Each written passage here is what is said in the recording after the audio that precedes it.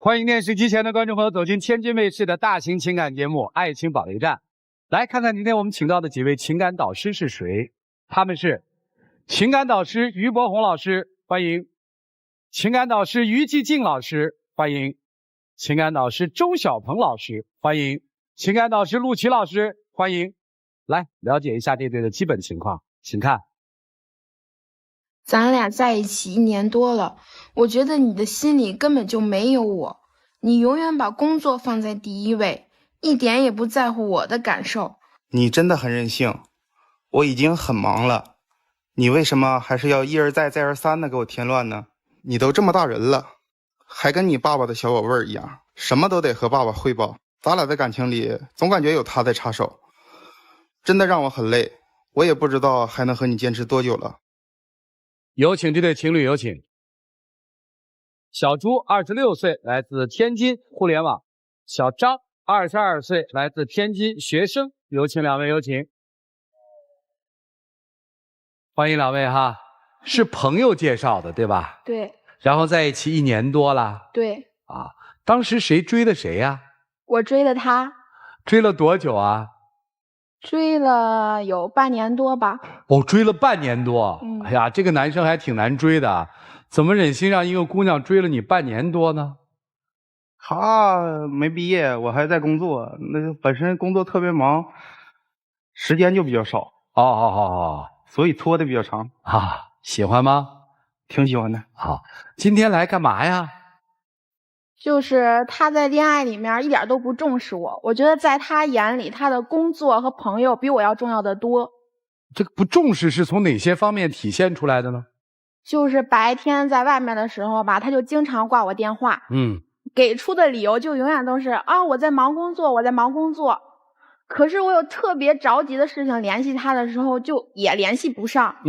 那你工作和生活你不能分得那么开吧？就只要一工作，什么事情都联系不上他，这个我真的接受不了。我都说了，我工作特别忙，你有事情呢你就给我留言，我在下班的时候或者不忙的时候看见了，第一时间就会回复你。哎，你在互联网是做什么的呀？忙成那样？码农。是挺忙哈，这我不懂。他们要编程是很忙，看在什么地方啊，不一样啊，看做什么。行，那你做什么呀？公司接的一些业务什么都有。不是，你是前端还是后端啊？我啥都做。啊，你是外包公司是吧？对。哦，那他们是挺忙的。忙啊。那你们俩要出去逛街什么的时候，他是不是就不一样了？没有，他逛街的时候也一点都不在乎我的感受，人家自己大步流星的往前走，不认识我俩的还以为我俩一点关系都没有呢。为什么人家别的情侣都能拉着手甜甜蜜蜜的呀？问你呢？我工作特别忙，有时候我下班那时候都半夜了，都非常晚，大早上他就告我出去逛街。逛街本身我就没休息好，我就头昏脑胀的，我连自己我都管不清楚，你还让我管他。不是，那你可以并排走拉拉手啊，这也没什么呀。头昏脑胀的那种情况，就是自己都管不明白。你少来吧，你找借口。他有一次坐地铁，那就是一个座儿，他哐一屁股就往那一坐，然后还说什么那个座儿两边都是男生，你一个女生坐着不方便。那我觉着吧，男生他没必要给女生让座，而且本身一逛街我就特别累，累完我就想先坐那儿。他总是有他自己的理由，然后吧说话还特别不算数。有一次我们俩的恋爱纪念日，我就提前和他说了，然后他说好，我有时间可以去，但是到了那天又说临时有事儿，又把我放鸽子了。然后我一气之下，我就把手机关机了，我去我闺蜜家了。然后等他回到家，就没有发现我手机关机了，电话也不给我打一个，消息也不给我发一个。那本身我那个外包本身我都累得不行了，我自己都管不了，我哪有时间管你啊？是吧？我们外包公司经常临时有事儿，他一忙就特别晚，忙完了我啥也不知道，我就回家就睡着了。对，我听你说了嘛，所以你不应该谈恋爱嘛。他脾气好吗？脾气特别暴，跟人家打游戏打输了，手机一扔就开始发脾气，然后有时候就会加人家好友跟人家对骂。打游戏就是放松的时候，那我一放松本身就是好不容易休息一次打游戏，我这心情正好呢，他把我心情破坏了，那我就跟他骂起来了吗？那你因为一个小小的游戏而已，你至于那么较真吗？再说了，你不只是跟他们这样，你跟我也这样呀。有一次我们俩打游戏，然后玩吃鸡，他没打死人，我就那么说了一嘴，我说：“哎，人就在那儿呢，你都没给打死。”他扔下手机就冲我吼：“啊，我枪法不好，他们枪法好，你去跟他们组队去吧，别和我玩了。”然后就退出游戏了。我们谈恋爱呢，你还埋怨我说我游戏玩的不好，说人家玩的好，那种情况我当时就上来生气了，就抽了。后来我再说跟你打游戏，我说：“哎呀，咱们来一块玩游戏吧。”你就阴阳怪气的跟我：“哎呀，我太菜了，我不会跟你打游戏。”然后就不止游戏这一件事儿。还有一回吧，他在家工作，我就觉得他很辛苦，然后呢，我就给他倒了一杯咖啡，就是我没拿好，我就给他洒了，然后他也不关心我烫没烫到手呀，伤到哪里了，然后就开始冲我吼，就说你这么件小事儿都做不好啊，那你干什么用的呀？就因为这一件小事儿跟我吵了整整1个小时。我每次工作呢，都是那个头脑高度紧绷，就绷着一根弦儿。那个时候他递了杯咖啡，他正好就洒，洒完了，我那根弦断了，我的工作我就忘了进行到哪儿了。我又从头开始工作，加了我好几个小时工作量，我就当时就发火了。那你也不至于发1个小时啊？有那1个小时不就也提前完了吗？脾气比较暴躁。哎，我发现你特别那个啊，就是你就无所谓是吧？其实对这个女孩有她和没她无所谓，对吧？你给我的感觉就是无所谓，大爷工作忙，大爷脾气暴，是这意思吗？可能就从小就这样吧，性格就这样的。这太不尊重人家姑娘了呀！你是谈恋爱吗？就这你还跟他谈呢？他是我的初恋吗？管他啥恋，人家不尊重你就应该走啊！他对所有人都这么暴躁吗？没有，他有一个从小一起长大的异性发小，他就经常跟人家打游戏，开语音，然后就你侬我侬的，我就感觉我才是一个局外人。你应该跟谁你侬我侬的，你心里没点数吗？那都说了是发小，那从小一起长到大这么多年了，那有点默契很正常。那打游戏本来就有说有笑的东西，他不能让我不说话吧？那为啥跟他打没说没笑呢？那跟他打游戏，他嫌我菜呀。哦，对方嫌你强悍是吧？啊，对，我们有默契，配合的好啊。那不光这一件打游戏的事儿啊，而且还有别的，就是咱们3个出去吃饭的时候，你就只知道他喜欢吃什么，给他点他喜欢吃的菜，然后呢，你都不知道我喜欢吃什么菜，你就最后给我菜单让我自己点，那我要你还干嘛用啊？我们这么多年朋友，我了解他喜好很正常。那我们那时候吃饭刚认识，我也不知道你喜欢什么，我让你点，你点完了我才能知道你喜欢吃什么，我才能记住，对吧？咱们2个出去约会的时候，他给你打电话说他分手了，然后你们就在旁边聊了整整1个小时，就把我晾在一边。他分手了就一定要你来安慰他吗？你不能告诉他咱们俩在约会吗？分手毕竟是一件大事儿，我们都那么长时间的朋友了，从小一起长到大，那他电话给我打过来，我也不能说把他挂了推了呀。对，分手事儿大事儿，所以你跟他出去通宵喝酒是吧？还不告诉我，我还是从你们朋友嘴里面得知的。那本身我就是个怕麻烦的人，那告诉了你以后，知道了他很麻烦，那就闹起来更麻烦，所以就没告诉你吗？哎，我特好奇啊，哎，你说你这发小要分手也挺会挑日子的哈，平常都那么忙，到他分手那天就不忙了哈？事儿就赶到那儿了，巧了。哦，然后这个平常这个加班，早上起来陪女朋友逛街都头昏眼花的，这陪发小一喝一宿酒没事儿哈。分手嘛，人生大事，他都找到我了，我也没办法。对，你也摊上大事儿了，你快了。你觉得跟我解释麻烦？那你跟一个异性出去喝酒，我能不瞎想吗？然后我就特别生气，我就说你当着我的面把他删了。你倒好，你是删了。然后我第2天看你手机，你又给他加回去了。我们2个这么多年朋友，他不光是我们2个，还有我们2个的家庭，他彼此之间他都非常的熟，他不能说删就删。那当时那种情况在你面前，我总得照顾你点情绪。反正发小已经分手，你们俩好多好啊。他是我兄弟，不可能好啊。哎，男女之间还有兄弟啊。那这纯友谊肯定是有的，20多年一起长到大，那既然要发生，早发生了，没发生就证明他在我眼里就是有没有发生呢？你这太欺负人了。就是你可以不喜欢这姑娘没关系，你不能不尊重人家呀。你们好歹还在交往啊。这姑娘有什么让你特别讨厌的地儿吗？你这么对她，你告诉我。她吧就特别霸道，就每次跟她出去约会，她必须得跟她爸汇报，得她爸同意了才能出去。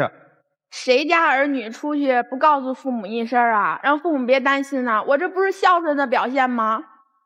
那俩人逛着街，那手机拿出来就视频，就来回左右拍我拍他，然后当着大街面就搁那儿跟他爸撒娇，那我搁旁边可不自在了。那一个女婿半个儿，我爸喜欢你，我爸想看你，你给他看看怎么了？他看你，他能看见你块肉啊？他就那种情况下，就大街上人来人往，那么多人，他拿出手机就视频，那画面你就别说我在旁边，我就是搁一边我想想，那浑身我都起鸡皮疙瘩的画面。懂了，反正女孩做什么你都看着不顺眼呗。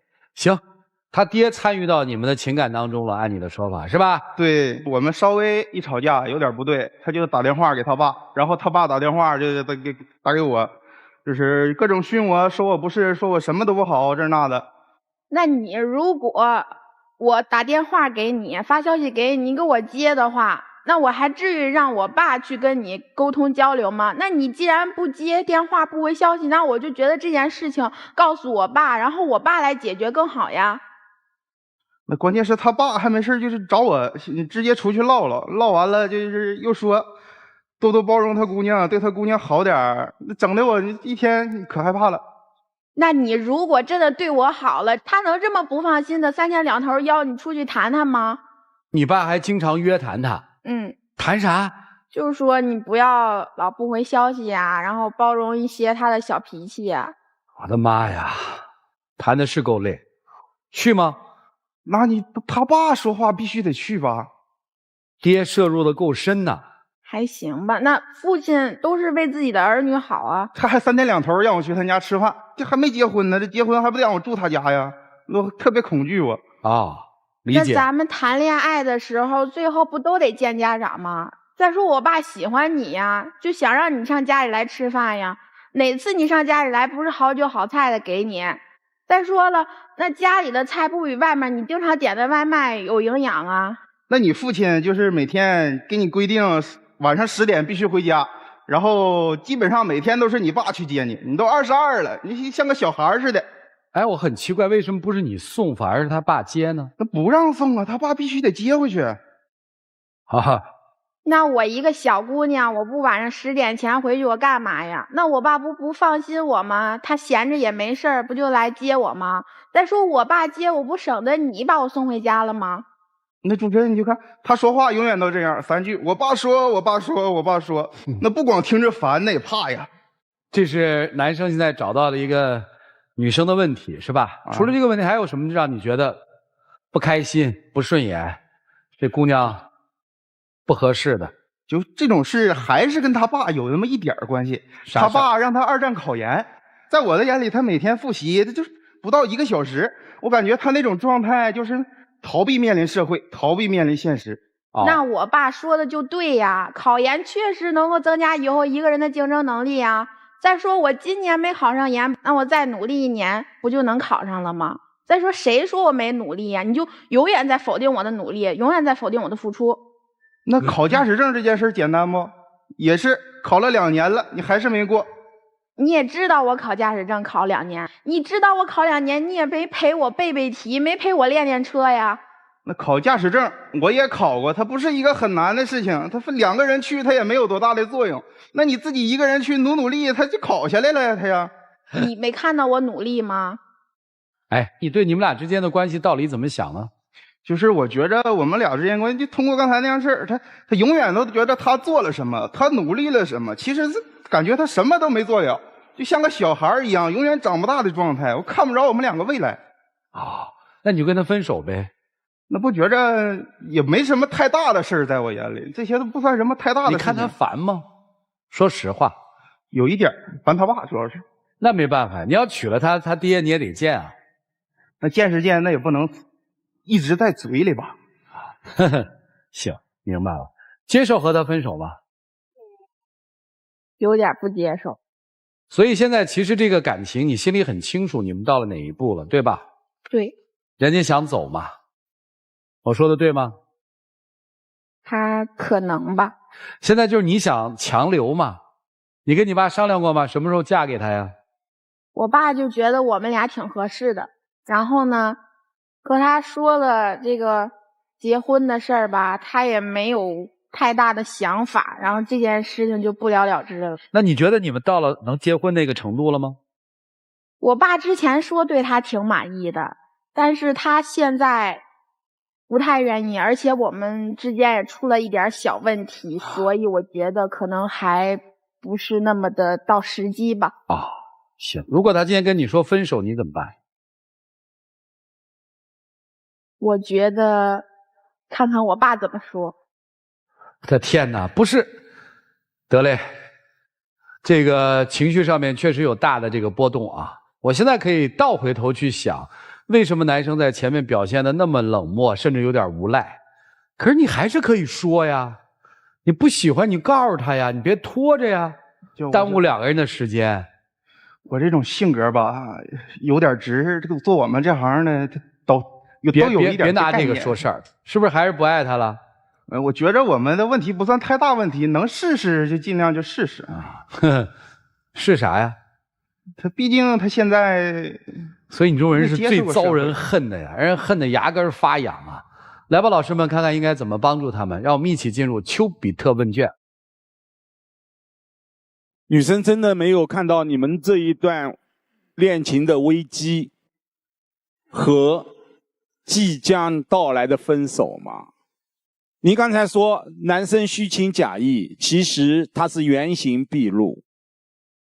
男生的所作所为，所有的举动，我想没有一个做女朋友的女生是能够忍受的。一个男人怎么可以如此的践踏自己女友的尊严？而且你总是以工作忙，其实都是借口。他肆无忌惮的就要在你的面前表现出他对你的无所谓、不尊重。他等待的就是你开口和他分手。他自己难以启齿。男生，我说的是不是真实的？做男人我们坦诚一点，不喜欢就是不喜欢，不合适就是不合适，有什么不可以说的？当然不说有你的狡猾，但也有你的善良。你怕你说了以后伤了这个女孩的心。当然从大包女的角度来说，我们理解你的苦。和女生谈个恋爱，背后时时有他爸爸的影子。父母对我们的爱100%，但毕竟我们长大了，父母不可能管我们一辈子，陪我们一辈子，所以你们的恋情没得说。我认为分手对你们两个人都是一种解脱，它会促使你成长，也会促使他以后更加珍惜到来的情感。所以今天大家坦诚的面对，该分就分了吧。俗话说男追女呀，隔座山，很难追的。女追男的隔层纱。你再告诉我追了多久？半年。追了半年才追到，本来就一层纱的事儿，就注定了就不会太好。所以今天你们俩的结果是在预想之中的。第一啊，强扭的瓜它不甜。男方为啥半年一直没有答应你啊？那很显然嘛，你在他眼睛里面不是那么的匹配，所以最后就是勉强答应了吗？当然了，这个勉强答应就培养出了他的优越感，也就不把你当回事儿了。我相信你脾气再暴躁，你也不能对谁都暴躁，所以你的暴躁他就是不喜欢。女方也说说你啊，22岁了，我爸听爸爸的，那你现在这个情况，你还跟着他，还得听他的，怎么训斥都不走。我倒觉得你其实在做2个男人的附属品，没有自己的思想。其实我也在想，爸爸为什么知道女儿得到这样的遭遇的时候还依然支持你呢？我在想有几种可能吧。第一，你任性，爸爸估计也反对过，一看拗不过你，就尽量的撮合。那么第二，可能也是在这过程当中，看看能不能通过对你的掌控来去掌控他，显然他掌控不了。所以别拿爸爸当后台了，不管用的。恋爱这件事情自己去谈，过日子不是你爸爸跟他过呀，是你跟他过。所以我也相信，如果男方你碰到一个你喜欢的，人家对你带答不理，那你一定患得患失，一定会想方设法讨好人家，一定不会这么发脾气。所以说差不多该说结束就结束了，别骗对方，也别再骗自己了，这对谁都没有好处。而且这1年的这种优越感，其实对你未来都没什么好处。你可能习惯了怎么训斥都不走，换成别的女人呢，以后你一旦形成了你和别的女人这样一个相处模式，你的婚姻注定要失败。所以咱悬崖勒马，趁早结束这段不适合的感情。你也赶紧长大，别把自尊都弄没了。女孩，我想问一下，你们家经济条件很好吗？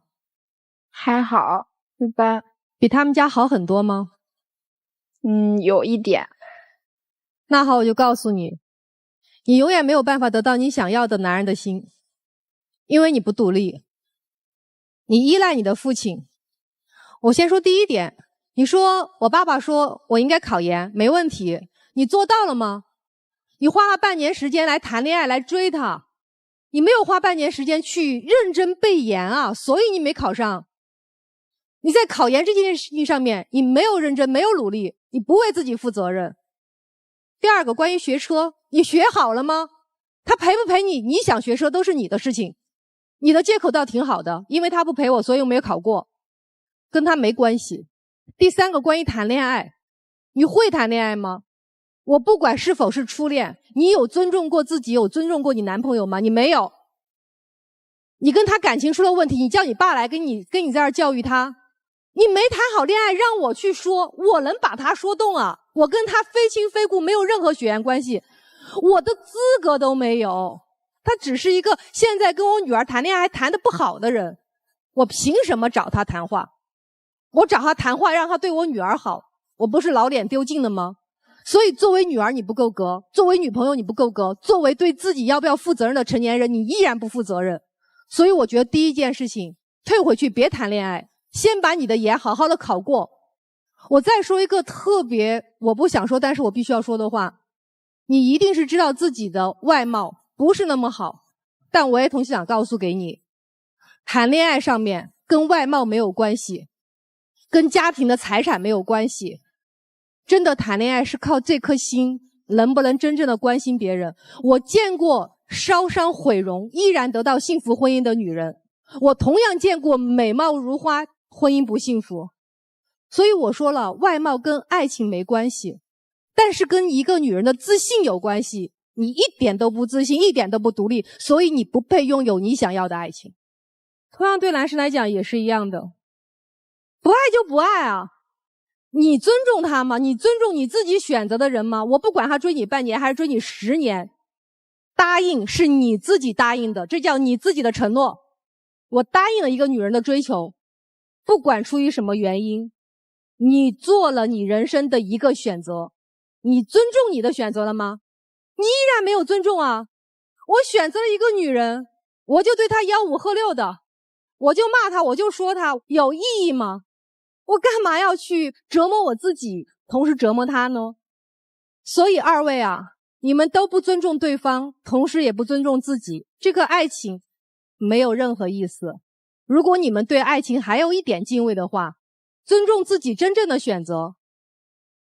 其实我和外包公司合作还蛮多的，外包公司它有一个特别神奇的企业文化，而且我合作那几家都很像，叫忙碌的躺平。什么意思呢？就是外包公司里面去看好了，首先第一个都很忙，但是呢他们自己都知道接的都是垃圾活，自己干的也都是垃圾活，然后但是忙就非常忙，就周转，就一直在做项目。然后呢你会发现公司里面大部分的人他心里面都是一种什么样的心态？我知道反正我就这技术，我也进不了大厂，对不对？反正我就干呗，你要我有多进步再怎么学习，哎呀反正就是那样了，心里面是有抱怨的。但是呢你要说我努力学习再进步啊，又有点懒，这个时间宁可玩游戏，是吧？忙碌的躺平，你说你忙碌完全相信你，但在忙碌的过程中，你面对感情也好，面对工作也好，你完全是一个躺平的态度。至于你，几位老师说的太精准了。我跟你讲，掌上明珠4个字，我觉得是骂人，我真心觉得是骂人。不就把你当个球吗？只不过这个球我不允许别人碰它。你说你爹是不是很神奇？没有教你正确的审美观，没有教你正确的价值观，没有教你正确的爱情观，天天给你接送，管什么呀？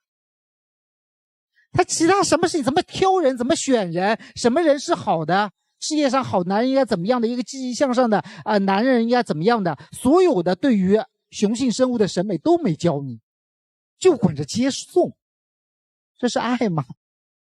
在我们这个舞台上，像你们这样的爱情过来，我觉得你们学不到什么关于爱情的东西。我们一定要让你带走一点东西是什么？就是我们在生活里面，我们必须要有关于生活的能量，生命的力量。你们今年才那么一点点岁数，难道你就不能再上一步了吗？你不能再学一点更多的东西吗？对于你来说，就没有一点点志气是可以脱离父亲的吗？没有生活的力量，谈什么恋爱？太懒了，就碰到2个懒蛋，你知道吧？这个也懒，这个也懒，没有一个人想改变。你知道最可气的在哪儿吗？就你太不尊重人了。我就希望男生能坦诚一些，我就希望女生能有点自尊。让我们一起进入真情六回合。我觉得你还是挺老实的，挺朴实的，但是你给予我的关心也是有一点，但是不是我想要的那种关心。然后你对我脾气太暴躁了，也不够重视我。我就希望你和你的那个发小吧，还是保持距离，不要总是拿兄弟的理由去敷衍我。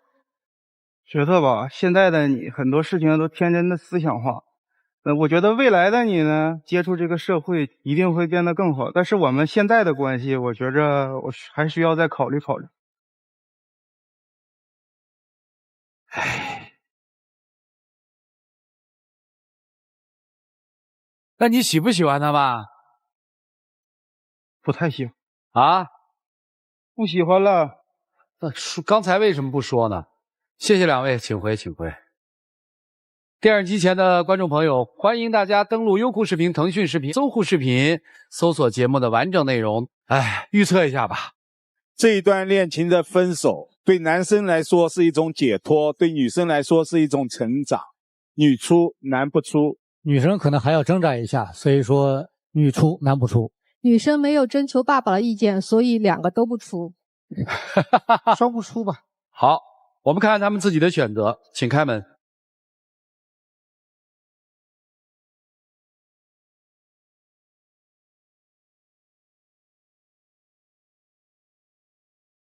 如果通过这个节目你们可以成长的话，我想对你们来说这场恋爱也是有价值的。来，了解下一对嘉宾的基本情况，各位请看。你永远把自己放在首位，对我的一言一行都充满着精打细算。咱俩当初说好了就是在一起搭伙过日子，可你对我的要求和束缚越来越多。你从来都察觉不到我的喜怒哀乐，你理所当然地沉浸在我对你的迁就里。你的心思从来没有花在过我身上，这么大岁数的人了，爱玩也得有个限度。再这样下去，我真不知道该怎么和你相处了。有请这对情侣，有请。武先生45岁，来自天津，自由职业。李女士57岁，来自吉林个体，有请。别说大姐这个精神面貌就是不一样，57岁是吧？对，就是从脸上是完全看不出来的，从眼睛里也看不出来，是那种带光彩的啊。您这45岁我们也看不出来，也是带着光彩的，爱情养人哈。好了1年多了啊，曾经应该都有过婚姻对吧？孩子都大了，您的孩子多大了？都成家了。您的也是？12。跟谁啊？前妻。哦，男孩女孩？男孩。咋认识的呀？在一次演出会上，我是观众，他是演员。哟，您是职业演员吗？戏曲演员，我唱豫剧。你喜欢上他了？您主动追求的？也不算谁追谁吧，就是有点共同爱好。我挺喜欢听戏剧，哦，所以看他演出，然后就追是吧？追，我说追是追着看他演出。对。哎呀，你看看，这个就没有办法了，对吧？就喜欢，后来怎么就好上了呢？反正两个人比较谈得来吧。啊，慢慢反正就好上了。好上了，谈了1年多。准确的说应该是1年零1个月。这您都记着呢？对，我记得。大姐应该对您特好吧？坦白的讲，确实对我挺好。我们一开始相处的时候，对我也比较包容，也比较迁就。而且他的性格也特别开朗，我们相处起来还蛮舒服的。那就是您不舒服喽？哎，对，怎么了？一开始挺好的，时间长了吧，我发现他特别的抠门儿。我生日啊，他说让我去他们家，说给我个惊喜。我去了一看，桌上放个蛋糕，挺大的，挺好的哈，我挺高兴的。哎，结果后来一打开呢，我看剩半个蛋糕。他说是从同学聚会剩的拿回来了，那我当然不高兴了，对吧？肯定啊！你看他不就抠门吗？你不能拿人剩下来的给我吃啊！那天同学聚会，然后我买了一个双层的蛋糕，结果到现场以后有3个蛋糕，我这个蛋糕呢几乎就没有动。说完事你打不带回，就你离家近，你带回你家吧。第2天他到我家说是他生日，我说那正好我这有一蛋糕，他打开以后就生气了。我觉得我们这个年纪都40多、50多岁的人了，没必要计较这些东西。就是一个大蛋糕，你吃2口不也是浪费掉吗？不是，按您这逻辑来说，这40、50岁都不该谈恋爱了，对吧？你谈了恋爱，你该有的还得有啊，对不对？行，这个不能说人家抠门，人家说了，人家是心粗啊。什么心粗啊？那给同学都可以买蛋糕，就行，给我就不舍得买，那不就抠门吗？啊，行，除了这个还有啥抠的呀？还有他出去跟朋友聚会啊，我总希望他带着我去。可是他每次都不带着我去。完了有一次突然，哎呀，带着我去了，去之前还说带我去买几件新衣服。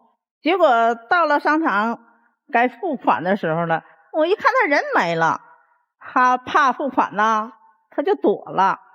其实我挺在乎他感受的。我们约好的吃饭，我就回去给他说，我说你要不要去？我说你要去的话，要不要收拾一下，穿身比较显年轻的衣服哈。他说那你就带我去买衣服。然后我的身体不太好，我肠胃是不太好，我那天就不舒服。我说这个事情你自己去就解决了。他不行，你就得去。结果到那的时候，他去挑衣服，然后我就觉得不舒服，我去卫生间了。回来以后，他就开始生气。那我打扮漂亮点不给你脸增光吗？我这衣服后来钱是谁付的？我自己付的呗。那他找不到他人了，我不能让人等在那儿，对吧？我们当初在一起的时候，我们也说过，因为我们年龄差距比较大嘛，然后他的经济条件比我好一些，我们当时也说好经济独立，然后我们各自花各自的钱。我觉得这个事情也没有过多的去纠扯这个事情。是啊，那你就是经济独立了，我也没说你非得给我付钱，不付钱不行，那你也没必要躲吧。那你一直这么去纠结这个事情。我们俩相处1年多了从来没给我一样像样的礼物。赶上过节节假日时候送我超市购物卡。哎，这要叫礼物啊？超市购物卡多实惠啊！可是面额小啊，都是超过100块钱。我要声明一下，因为那些卡我自己都不知道里头有多少钱，有好多都是人送的，家里有好多，而且我不太喜欢去逛超市啊买东西。他老是去超市，我就说我这有好多，你就拿走吧。你买什么东西？好多呢，那要一张不到100块钱，那你跟他说吧，他不可能给我好多呀，给我一兜子，那我还高兴了呢。而且给我点儿，回头我上超市买东西，他还让我给他带东西，那变着法的不就把钱给花回去了吗？再说那购物卡别人送给他的，还不是他精心送给我的，他们心里根本就没有我呀。有的时候说不清楚了他会来我家嘛，说你要什么东西啊？我说那你就帮我带一盒烟吧。其实就一盒烟的事儿，除了烟没有别的东西吧？那干嘛因为这些小事我们去纠结呢？那一盒烟20-30块钱呢，对吧？再说也不是去一次超市，对吧？行，是不就把钱给赚回去了？哎呀，您这谈恋爱怎么谈的那么斤斤计较呢？咱钱的事儿咱不说了，说这人怎么样？人嘛还行，挺好的，而且他比我要年轻，对吧？挺喜欢。所以那您就别说钱的事儿了，对不对？您自己好容颜啊，对吧？我不是说的非得他给我花多少钱，那怎么你也得表示点，别表示的那么明显呢，对吧？行，我现在问的是这个人怎么样？人挺好的，对我就是现在越来越不那么上心，也不那么关心。我们俩出旅游吧，他愿意爬山啊，我喜欢看看电影啊，听个戏曲的，对吧？啊，而且他总去爬山，我也爬不动。我爬不动的时候呢，他还嘲笑我说我平时不锻炼身体。这个事情我一定要解释一下，不光是爬山一件事情，包括我们出去吃饭一样。然后每次都说那你定吧，你随便吧，我都可以。那我就点了，结果点了一大桌子菜以后，他又说你看你全是吃辣的，你不在乎我只是觉得这个辣的好吃。再说那也有不辣的，你可以吃啊。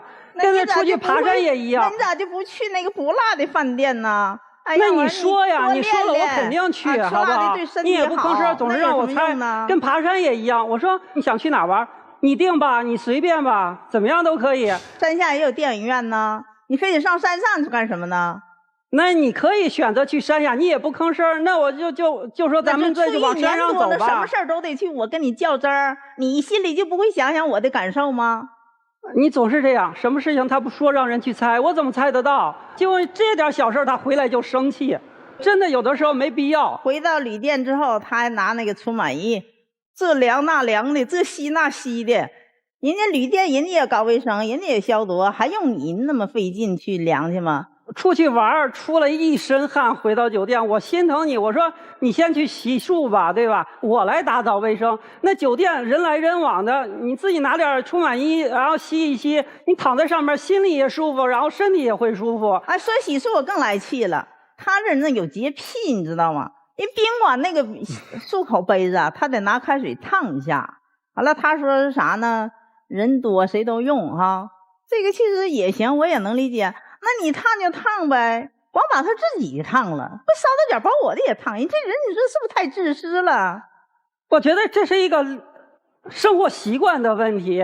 如果你说你帮我烫了，然后我要用，那我也帮你烫，你也不吭声，对吧？我觉得这是人人都知道的常识嘛。你看这人什么都是让我说出来，什么都让我说。那咱俩谈恋爱，那什么事都让我说出来，对吧？那你心里就根本就没有我觉得这就是一个生活习惯的问题，好不好？我觉得生活当中有好多是邋遢。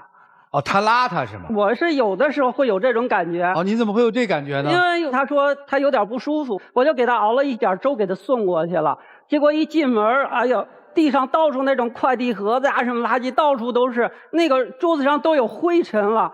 那碗池子里的碗都没有洗，那我不就是感冒这点身体不舒服，我就花了2个小时的时间去给他收拾卫生。你看是邋遢人吗？我收拾完了以后，给他打开窗户通风。我说这你看干干净净的，咱们心情好了，身体也会好。然后我连着1个星期去给他收拾卫生，我觉得1个星期能养成习惯了。结果过了半个月我再去，又是脏兮兮的。这次不是感冒吧？就是挑毛病，根本就没有半个月，他就说瞎话。反正我觉得有好多时候一出门，他收拾的自己确实挺好，但是家里头，哎呀，怎么说呢，就有点可能用词不当哈，觉得就是金玉其外，败絮其中。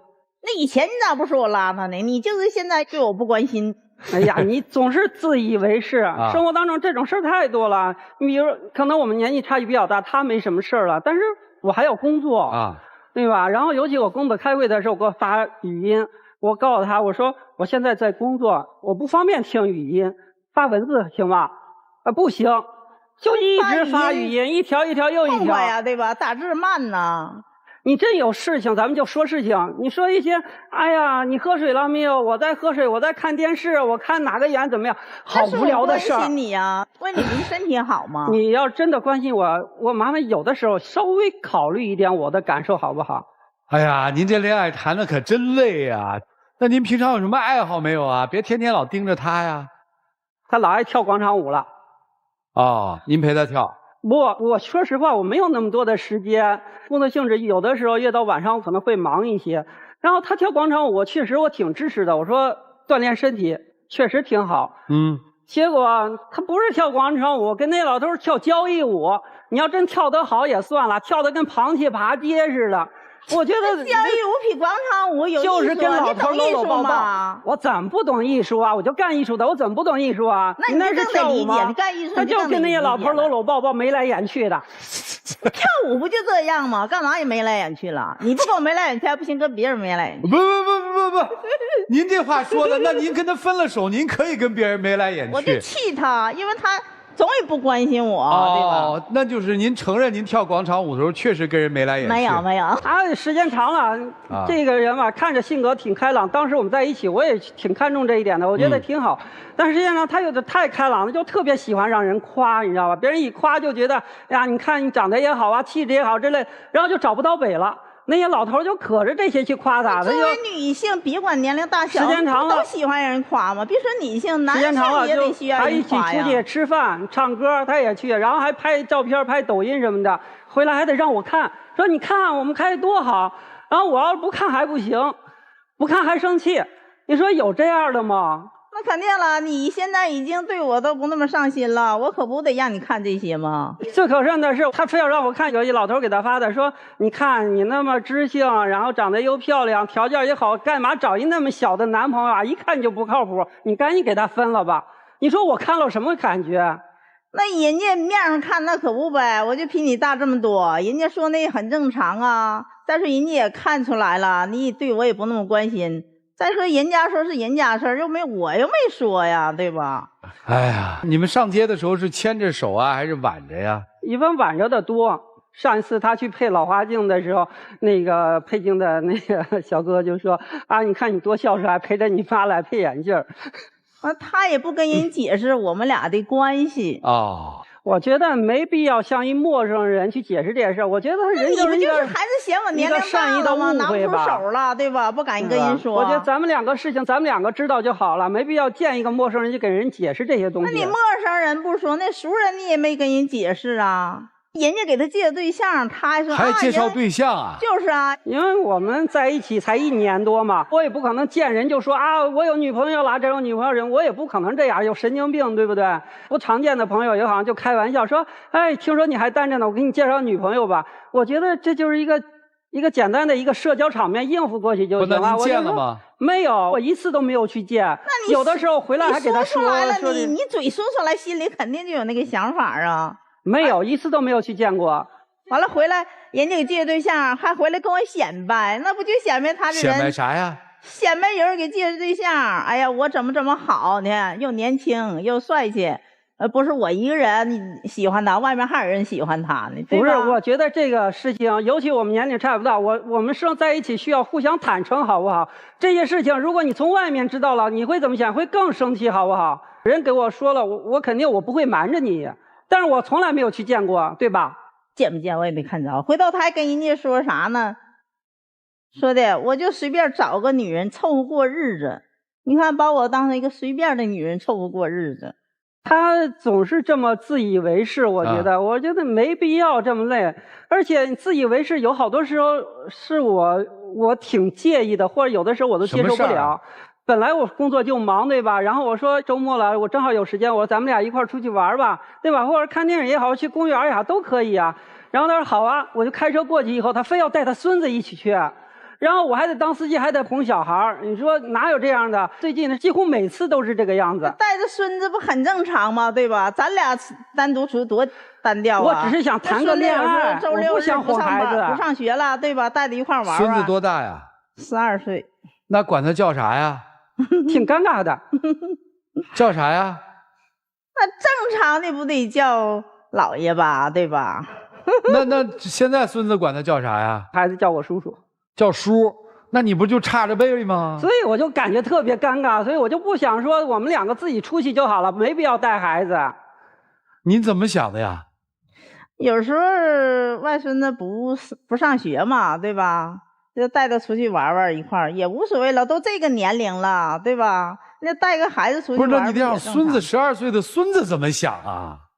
那有什么呢？我们现在谈恋爱的关系。我其实特别好奇啊。就是我能理解大姐为什么喜欢你，我不知道你当时看上大姐什么了。以前的那段婚姻啊，就是最后之所以收手，就因为比我小，然后有好多时候也比较作，也不会包容我，有好多时候都是我去哄，然后我觉得好累，就慢慢的越来越疏远，就分手了。然后跟现在的女朋友在一起的时候呢，我们刚开始的时候确实挺好的，然后她好多事情也会包容我。然后可能当时第一眼的感觉很重要吧，他有一些小迷妹的感觉，然后我还有点小崇拜感在里头。我觉得呢感觉也挺好，而且最重要的就是说这个年纪了比较知性，知道该干什么，知道不该干什么。但是现在发现没有知性了吧？对，我觉得我们现在被这些家长里短、鸡毛蒜皮的小事搅得，我觉得谈个恋爱怎么会这么累啊？听明白了，您是把它当恋爱，对，您是把它当日子。哎，对。今天来的目的是什么呀？因为我们两个在一起啊，就是刚开始确实挺好，但是现在这种感觉是越来越差了，然后我都不知道该怎么相处下去了。哦，就是让给出主意怎么处呗，对吧？好，听明白了，听听老师们怎么说，好不好？让我们一起进入丘比特问卷。说你们像母子的眼镜店的人眼神不好，我也那么想。虽然你们相差12岁，但也不至于像母子。我也相信你们曾经有过感情，生活当中修成正果的姐弟恋很多，但恕我直言，你们两个人选择姐弟恋是一种错误的选择。男生今天其实已经说得非常明白了，无论是兴趣爱好、生活习惯，今后还有精力体力，你们两个人之间的差距是越来越大了，你已经承担不起了。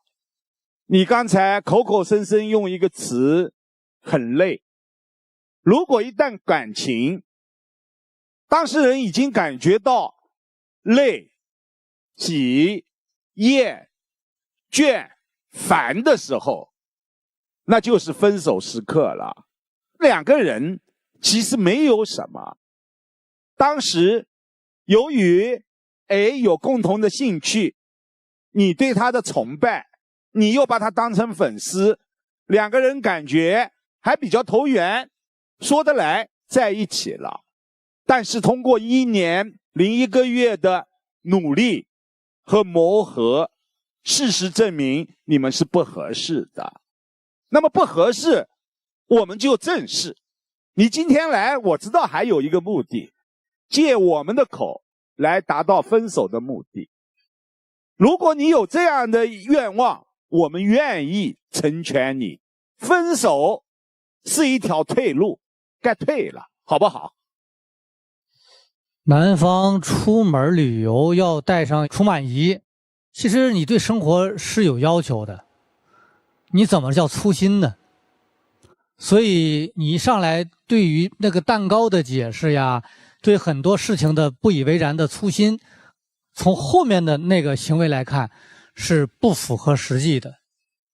那么你和这个大姐的关系，她比较乐观活泼，在这里觉得舒服，你更多的是享受这个大姐给你生活当中带来的是快乐。这个女方呢，您希望做的是谈一场平等的恋爱，您年龄在这，但是我觉得您是一个小女人心。我们谈的是恋爱，我心并不老。对，心一点都不老。所以说，你送我蛋糕的话，最起码像恋爱般的感觉，你送我一个完整的，哪怕很小，对对对，也没关系。要的这份感觉，所以这种恋爱的平等感觉没有。你又是那么心细的一个人，但是在恋爱上你就不上心了，那你说大姐，她就会觉得心里不平衡。你们今天来，想让彼此调节一下，改变一下。如果你们是年轻人，我们还抱着一线希望。这个年龄是啥就是啥了，不要再改了，以当下来做判断，合适呢我们就往前走，不合适呢，咱就好合好散。性格不同啊，这个价值观不同，谁也不是恶人，咱们做一个普通朋友。如果觉得还愿意尝试一下，你们只有想改变自己的时候，才有可能发生转机。所以两位三思吧。二位还想在一起吗？我还想。还想接着谈恋爱是吧？大姐呢？如果他重视我一些，他没法重视您，因为您都不重视您自己的需要。57岁的人，如果还有一颗18岁的少女心的话，是一件挺可怕的事儿。因为您刚刚一直在说一句话，他应该懂我想要什么。这句话是少女说的。作为一个30岁以上的女性，应该说我应该如何去表达，想吃什么就告诉给对方，想去哪里就告诉给对方。您这个东西都不告诉，您怎么谈恋爱？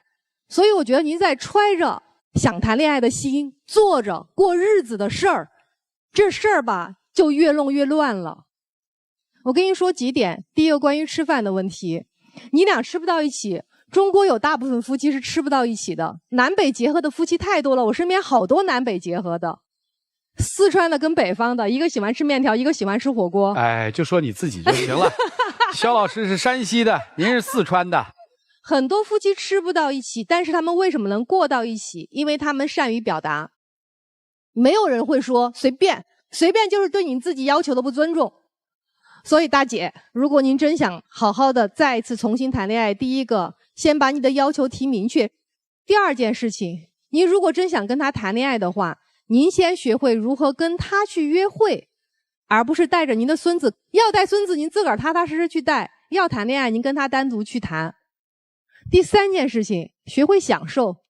如果有一人拿着那个除螨仪在床上帮我除螨，然后在那儿烫牙刷杯子，我会说，给我也烫一烫，多好啊！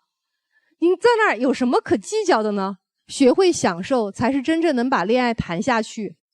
同样对男方来讲也是一样的。如果您真的觉得说我不介意跟他谈恋爱，而的确他也对我挺好的话，那你就放开所有的世俗标准，踏踏实实的。所以二位如果真想谈恋爱，用心的先去谈一段时间，别作就是对自己的不负责任。他对你的爱是能看出来的，目视可见，你对他的爱是真看不出来。但是呢，你内心里面有孤独，想找个人陪你过日子，这我能看出来。我跟你讲2个点，就2个你的误区。第一个是真的不能找粉丝谈恋爱，粉丝对你的那种崇拜啊、星星眼啊、小迷妹啊，是靠距离产生的，一旦到了你身边都没了，到最后啊都会变得各种纠结啊，发现幻想破灭，你这个也不对，那个也不对，就他现在这个状态。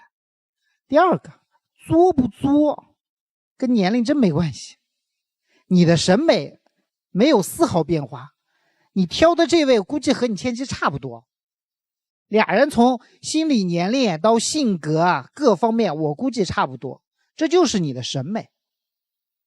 你们2个人其实是倒过来的，你才是那个孤独的需要人陪的人，他不是他的日子过得可好了。所以你真心实意的是要想一想，就是你需要的是什么。但有一句话你说挺对的，就是说我想随便找个人陪我过日子，这句话你就说到自己的心里话了。你是真想找个人陪你过日子，而你对这个人的要求真的没有那么高。现在他正好出现在你的生活里面，出现在你面前，他的那个性格，他的少女心又刚好吸引到你，所以你都不知不觉之中就被他吸引走了，被他吸引跑了。但究竟合不合适，你们自己琢磨，好吧？就这样。就一个建议啊，我觉得就是坦诚。就到这个岁数，大家坦坦诚诚的。我不希望你做什么，我希望要的是一个什么样的人，咱是不是嘛？镜子一照，照对了咱就在一起嘛，照不对就算了嘛。不是说不负责任啊，你们也都曾经为这个情感努力过嘛。再往下我就觉得就难看了，没有必要啊。今天这结局啊，你们得想清楚了，你到底接不接受这个女人嘛？你接受，咱们就大大方方的跟她谈一场恋爱。严格意义上说，现在从他们的描述来说，他没有进入到恋爱状态呢。这个在恋爱状态里，所以你们自己看，一起进入真情60秒。我就希望你以后把我放在心上点儿，别总是不敢跟外人说咱们俩的关系。以后我会注意你的感受。其实我挺重视咱们之间这段感情的。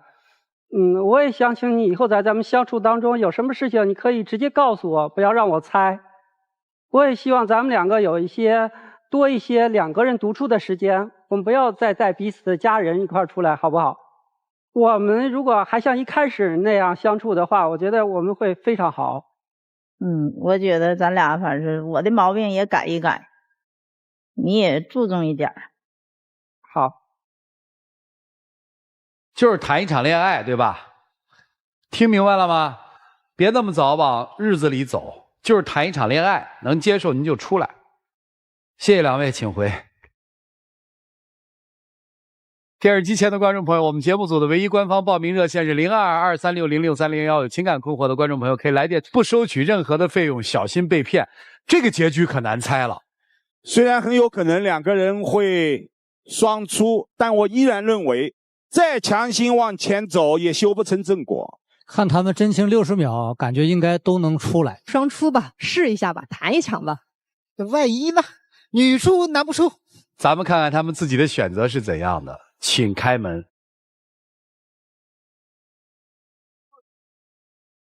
男出女不出。这大姐不对啊。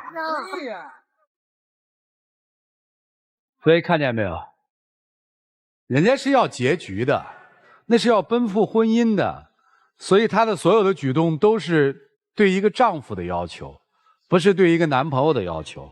这个结局其实挺好的结局，因为实际很简单，两个人的目标是不一样的。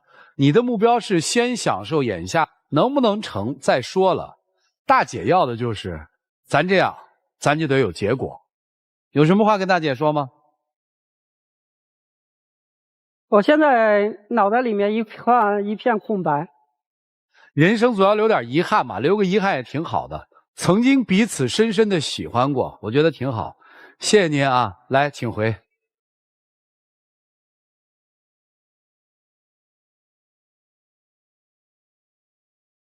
还是那句话嘛，愿有情人终成眷属，这是第一句。第二句，不要为结婚而结婚，感情到了，结婚是一个自然的结果。没有感情，你要追求那个婚姻，即使追到了，最后它还是会失败的。再一次感谢4位老师给我们做的精彩的人生分享，也谢谢电视机前观众朋友的收看和陪伴。我们下期节目再见，谢谢大家。